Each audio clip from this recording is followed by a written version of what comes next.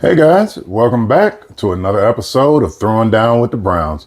Now today we're going to bring to you one of my favorite dishes to go with any meals, and it really goes favorite with family get-togethers, you know, where everybody brings a little bit of something. Today we're going to be making for you Southern fried corn. It's going to be a very simple process. You see the ingredients before you. I have 6 ears of corn. I did the work of getting all the shucking and getting them prepared for you already. But we have 6 strips of bacon. We have 1 onion. We have pink Himalayan salt. We have black pepper. We have a beautiful red pepper. And then we have heavy cream. Those are all of the ingredients that we're going to need for this recipe. All right, guys, so we're back. I figured I would do the knife work with the vegetables first. Once we cut the bacon, we're going to get right into the pan, and it's just going to be a follow through. We're not going to stop cooking from that point. So let's get all our knife work out the way with the vegetables first. First thing I'm going to start with is this corn. We're just going to go straight down the side of the corn. Now, you don't have to really worry about getting everything off the cob, because we're going to come back and do a second step to get everything off that cob. You just want to get the basic outside of the corn cut. Get everything into that pan. Try not to get it all over the counter, as you may have seen a couple pieces escape. I'll get those. All right, so this is the basic idea of what we want to do. We want to get as much of that corn off of the cob, and then we're going to take the back of the knife and we're just going to scrape it. There's extra, what they call milk. They call this milking the corn right here. Oh. That extra juiciness, the flavor is in that cob. So that's why I say don't worry about getting all the corn off of the cob, because it will add up, and we're going to develop layers of flavor here. Okay. All right, so that is the corn part. All right, guys, now we got that onion diced up, and like I said, we only use half of that onion. We're going in for the pepper, and guys, I only need half of this pepper, you know. So what I like to do, I'll cut it in half, reach inside, and get that part right there where all the seeds are. I like to get that out first. Okay. Then I'll go in. I like to get as much of this membrane out of there as I can, so I'll go in and cut right there, and then that exposes the rest of it. So I can just go right in very easily and get that out. You can cut right there, you know, and get as much as that out of there. All I really want is the bright red spots of the pepper. And then we're going to do the same thing. We're going to try to omit as many seeds as you possibly can. We really don't want that in there. So I'm going to get those to the side, scrape my knife off, get them out the way. And I'm just going to dice that pepper.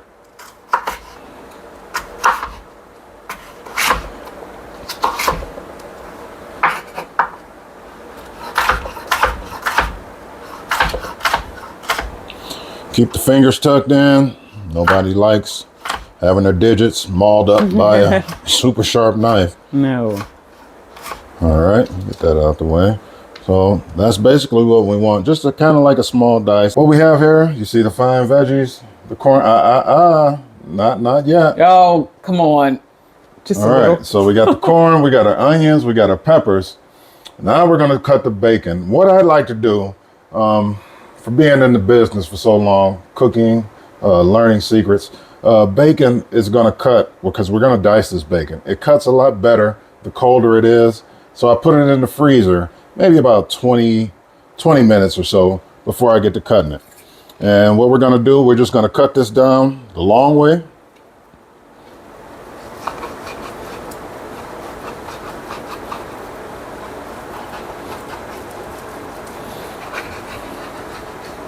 All right down the center, as so.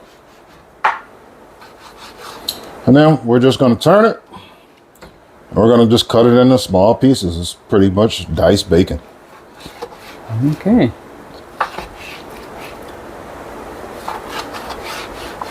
All right, guys, the bacon is ready. I'm going to turn the heat off for now. Got my slotted spoon. I'm going to go in and get all of this bacon out. We're going to put it on a pan. That's what I'm talking about. Line with paper towels. Just to absorb that moisture so the bacon can finish its getting crispy. All right, guys, we got the bacon out the pan. We're going in with the onions. Gonna let the onions do their thing for about a minute.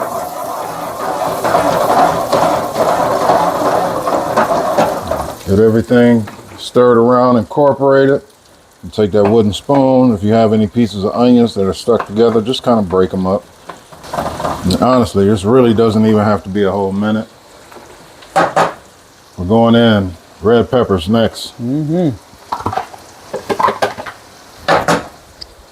Just like the onions. Take that pan, stir it around, get everything incorporated. This recipe is about fried corn. So it's only be obvious. Yeah, here's the star of the show. The next step is getting that corn into the pan, getting everything going. We got that bacon fat down in there. It's going to add so many layers of flavor. We got the onions in there, the peppers, and now we're going in with the corn.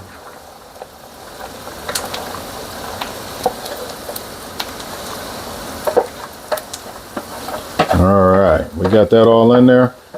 Next thing we want to do is kind of bring it up to temp. We're going to bring that all up to temp. Everything that's going there is kind of right out the refrigerator. You know, so we're going to give that about 3, 4, maybe 5 minutes.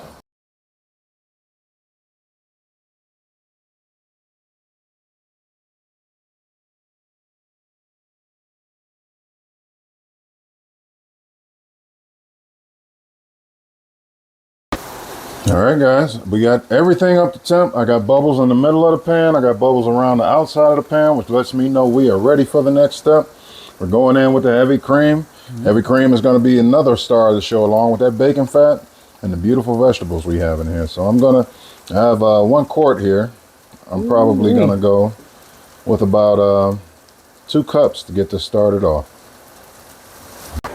Hey guys, we're back. One thing I did want to make sure I told you all was that if you have a lid for your saute pan, this is pretty much essential. Once you get it up to a boiling state, like I said, we're going to cut the heat back. This lid I use throughout the cooking process. You want to get in there, open that lid up at least every 3 to 4 minutes, stir everything around because you don't want anything to stick to the bottom of the pan. One thing I want to tell you guys, when you pull that lid off, any condensation on the top of the lid, just let it drain right back into the pan. And you'll notice when we first put that heavy cream in there, it was very white in color. You know, as it cooks, as it reduces, it'll take on more of a yellowish color. It's taking on the flavor of that corn. All right, guys, and the result, we got the corn. Bacon. We got the bacon going in. You're just gonna sprinkle that all over the top. Once we got it in there, you can stir it in. I like to save this for the final because it's gonna, the bacon is, we rendered it down so it's nice and crunchy, full of flavor. And we're just gonna put that over the top. Now, the one thing I noticed about this is that, honestly, we didn't season it. Oh yeah. We didn't need to. We agreed that it was already tasteful enough. Do you even want to stir it in? You gotta stir it? Yeah, how do you do?